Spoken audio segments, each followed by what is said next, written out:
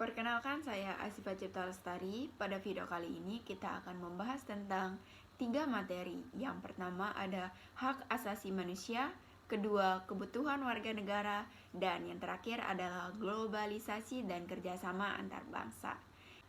Oke, baiklah, langsung saja kita akan memulai pembahasan materi pada video kali ini. Untuk mempelajari HAM, kita perlu paham dahulu apa itu hak dan kewajiban. Jadi, hak merupakan suatu yang wajib kita dapatkan setelah menyelesaikan suatu kewajiban. Sedangkan kewajiban merupakan suatu hal yang wajib kita laksanakan dengan sungguh-sungguh dan penuh tanggung jawab. Mari kita simak apa sih pengertian hak asasi manusia itu dan apa ciri-ciri serta macam-macam hak asasi manusia. Pengertian hak asasi manusia. Hak asasi manusia merupakan hak paling dasar yang dimiliki setiap individu. Bisa dikatakan juga kalau hak asasi manusia merupakan hak mutlak yang diberikan oleh Tuhan Yang Maha Esa. Karena sifatnya mutlak, artinya hak asasi manusia harus ada dan tidak dapat diganggu-gugat oleh siapapun. Hak asasi manusia berdasarkan ketetapan MPR nomor 17/MPR/1998, hak asasi manusia adalah hak dasar yang melekat pada diri manusia yang sifatnya kodrati dan universal sebagai karunia Tuhan yang esa dan berfungsi untuk menjamin kelangsungan hidup, kemerdekaan, perkembangan manusia dan masyarakat yang tidak boleh diabaikan, dirampas, ataupun diganggu oleh siapapun. HAM berdasarkan pasal 1 Undang-Undang Nomor 39 Tahun 1999, seperangkat hak yang melekat pada hakikatnya keberadaannya manusia sebagai makhluk Tuhan Yang Maha Esa dan merupakan anugerahnya yang wajib dihormati, dijunjung tinggi, dan dilindungi oleh negara, hukum, pemerintah, dan setiap orang demi kehormatan serta perlindungan harkat dan martabat. Selanjutnya, ciri-ciri hak asasi manusia. Adapun ciri-ciri dari hak asasi manusia adalah hak asasi manusia bersifat hakiki. Artinya, hak asasi manusia adalah hak untuk semua umat manusia yang sudah ada sejak lahir. Hak asasi manusia bersifat universal, berlaku untuk semua orang tanpa memandang status, suku, bangsa, jenis kelamin, dan perbedaan lainnya. Hak asasi manusia tidak dapat dicabut atau diserahkan kepada pihak lain. Hak asasi manusia tidak dapat dibagi, artinya semua orang berhak mendapatkan semua hak, apakah hak sipil dan politik, atau hak ekonomi atau sosial dan budaya. Macam-macam dan contoh hak asasi manusia. Yang pertama ada hak asasi pribadi. Contohnya, hak untuk hidup, hak untuk menyampaikan pendapat. Jadi, kita bebas mengemukakan pendapat dalam forum, namun perlu diperhatikan penyampaian pendapat harus dengan sopan dan santun, dan menggunakan bahasa yang baik dan benar, serta menghargai pendapat orang lain. Selanjutnya, kebebasan memeluk agama. Kita dibebaskan dalam memeluk, memilih, dan menjalankan agama yang dipercaya dan diyakini. Tidak boleh ada paksaan untuk menganut agama tertentu. Kedua, ada hak asasi politik. Contohnya adalah hak untuk menjadi warga negara, hak untuk memilih dan untuk dipilih. Hak asasi ekonomi. Adapun contoh dari hak asasi ekonomi adalah hak memilih, mencari, dan mengumpulkan kekayaan. Kemudian, kebebasan memilih pekerjaan, serta hak untuk menjual, membeli, dan menyewa. Hak asasi hukum, contohnya, hak untuk mendapatkan perlakuan yang sama dalam hukum sebuah pemerintah. Dan yang terakhir ada hak sosial dan budaya. Hak untuk mengembangkan dan berpartisipasi dalam kebudayaan merupakan salah satu contoh dari hak asasi budaya. Adapun hak untuk mendapatkan perlindungan terhadap karya cipta, hak untuk mendapatkan pendidikan, kesehatan, dan kesejahteraan. Kita masuk pada materi selanjutnya, yaitu kebutuhan warga negara yang meliputi kebutuhan dasar, pendidikan, layanan kerja, keamanan dan perlindungan, kepemimpinan yang baik, serta lingkungan yang berkelanjutan. Sebelum kita mempelajari tentang berbagai macam kebutuhan warga negara, kita harus mengetahui apa sih itu kebutuhan. Jadi, kebutuhan adalah salah satu aspek psikologis yang menggerakkan makhluk hidup atau manusia dalam aktivitas-aktivitasnya dan menjadi dasar alasan untuk berusaha.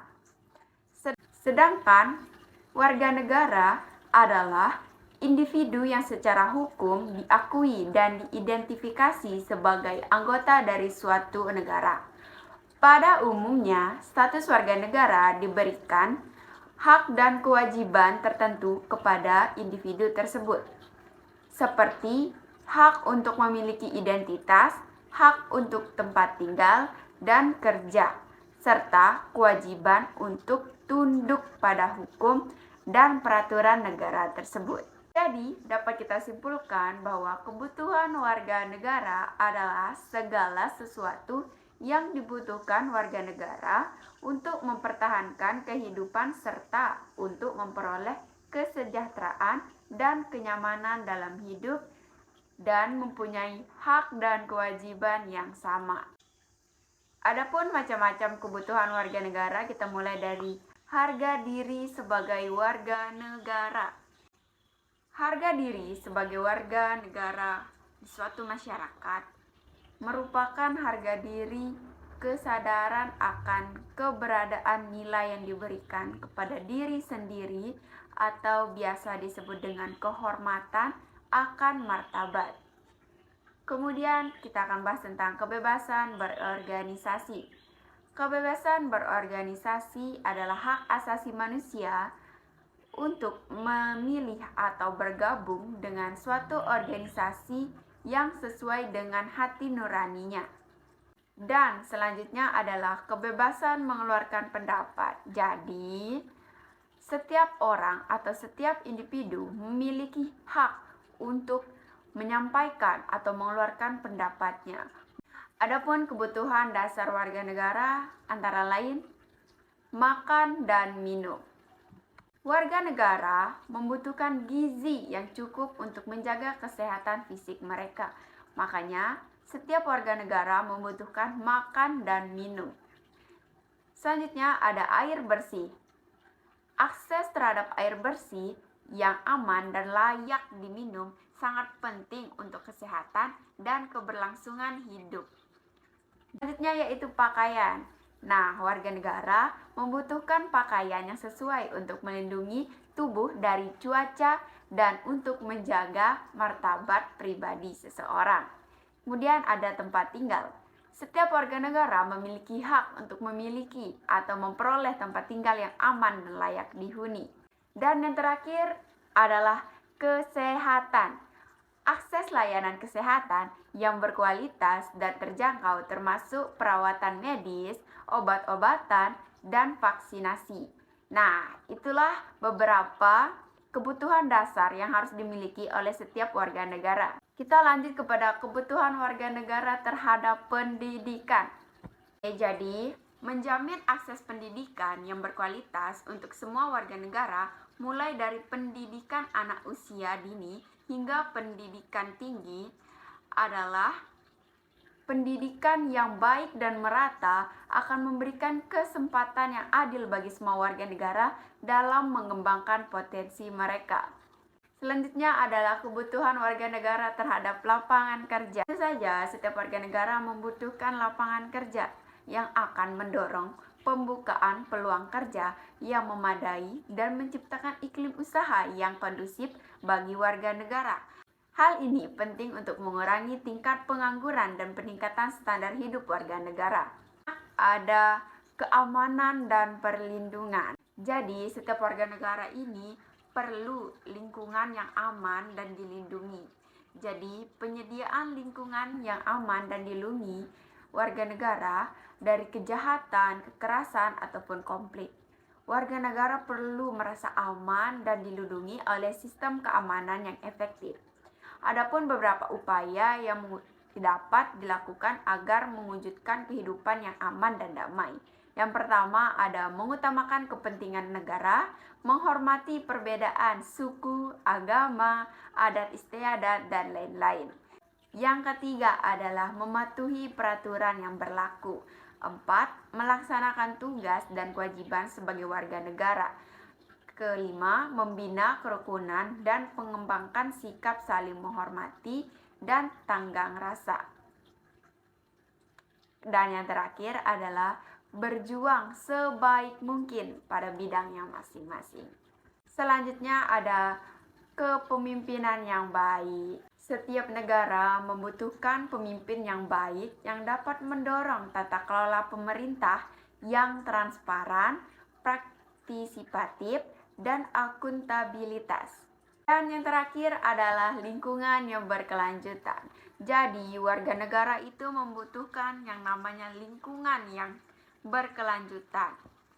Dengan mempertahankan alam dan lingkungan yang sehat dan mengurangi dampak negatif terhadap lingkungan hidup, dengan cara pembangunan yang berkelanjutan dan pelestarian sumber daya alam adalah kebutuhan krusial bagi setiap warga negara saat ini dan masa yang akan datang. Jadi, setiap warga negara itu sangat membutuhkan yang namanya lingkungan yang berkelanjutan. Jadi, itu saja tentang kebutuhan warga negara. Selanjutnya kita akan membahas tentang globalisasi dan kerjasama antar bangsa. Apa itu globalisasi? Jadi, globalisasi adalah fenomena integrasi ekonomi, sosial budaya, dan politik di seluruh dunia yang mengakibatkan pertukaran barang, jasa, informasi, dan ide di antara berbagai negara. Dimensi globalisasi. Yang pertama ada globalisasi ekonomi, perdagangan bebas, interferensi lintas batas, dan aliran modal. Kemudian ada globalisasi sosial, diantaranya ada pertukaran budaya, informasi, dan nilai-nilai. Kemudian ada globalisasi politik, yaitu kerjasama antar negara dan lembaga internasional. Selanjutnya ada keuntungan globalisasi. Yang pertama adalah peningkatan akses terhadap pasar global, kedua pertumbuhan ekonomi dan peluang investasi, dan yang ketiga ada pertukaran pengetahuan dan informasi. Selanjutnya yaitu dampak dari globalisasi. Disparitas ekonomi antar negara, kesenjangan sosial dan ketidaksetaraan, kerentanan terhadap krisis ekonomi global merupakan dampak dari globalisasi. Selanjutnya yaitu apa sih itu kerjasama antar bangsa? Jadi, kerjasama antar bangsa merupakan hubungan yang dijalin antara dua negara atau lebih dalam berbagai bidang untuk mencapai tujuan bersama. Kerjasama ini dilakukan untuk mempererat hubungan antar negara, mencukupi kebutuhan dalam negeri, dan saling membantu ketika ada yang membutuhkan bantuan. Selanjutnya, bentuk kerjasama antar bangsa. Yang pertama ada kerjasama liberal. Kerjasama liberal adalah kerjasama antar dua negara dalam bentuk hubungan diplomatik, perdagangan, pendidikan, dan kebudayaan. Yang kedua ada kerjasama regional. Kerjasama regional adalah kerjasama beberapa negara dalam satu kawasan. biasanya dilatar belakangi dengan adanya kepentingan bersama antar negara. Ketiga, ada kerjasama multilateral. Kerjasama ini adalah kerjasama antar beberapa negara. Kerjasama ini tidak dibatasi dengan kawasan maupun wilayah. Kerjasama ini memiliki dua jenis anggota, yaitu anggota utama dan anggota aktif. Peran anggota utama lebih besar, sedangkan peran anggota aktif lebih terbatas. Selanjutnya adalah keuntungan kerjasama antar bangsa. Yang pertama ada meningkatkan pembangunan di berbagai sektor. Kedua, menyelesaikan beragam masalah internasional. Dan yang ketiga, mengurangi konflik dan menurunkan ketegangan internasional. Dan yang keempat, menciptakan kesinambungan dan hubungan internasional. Dan yang kelima adalah membantu proses pembangunan nasional untuk mencapai tujuan nasional. Selanjutnya, apa saja hambatan dalam kerjasama antar bangsa? Jadi, kerjasama antar bangsa memiliki hambatan, yaitu adanya perbedaan ideologi, perbedaan kepentingan tiap-tiap negara, konflik dan peperangan, kebijakan perdagangan yang merugikan negara lain. Jadi, hubungan antara globalisasi dan kerjasama antar bangsa adalah seperti yang saya jelaskan tadi, bahwa dalam era globalisasi, negara-negara saling berhubungan melalui perdagangan internasional, investasi asing, dan aliran informasi.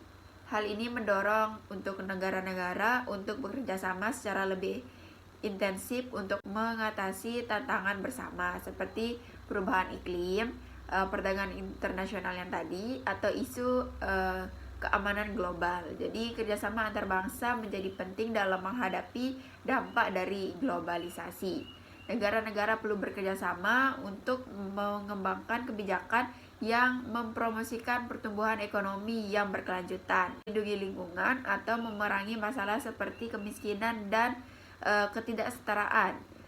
Selain itu, kerjasama antar bangsa juga diperlukan untuk mengatasi isu-isu transnasional seperti terorisme, perdagangan ilegal, ataupun pandemi. Jadi dapat dikatakan bahwa globalisasi memperkuat pertumbuhan atau kerjasama antar bangsa.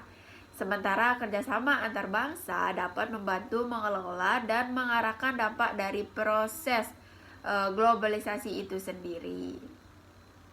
Jadi itulah hubungan antara globalisasi dan kerjasama antar bangsa. Jadi itu saja yang dapat saya sampaikan dalam video kali ini. Thank you for watching.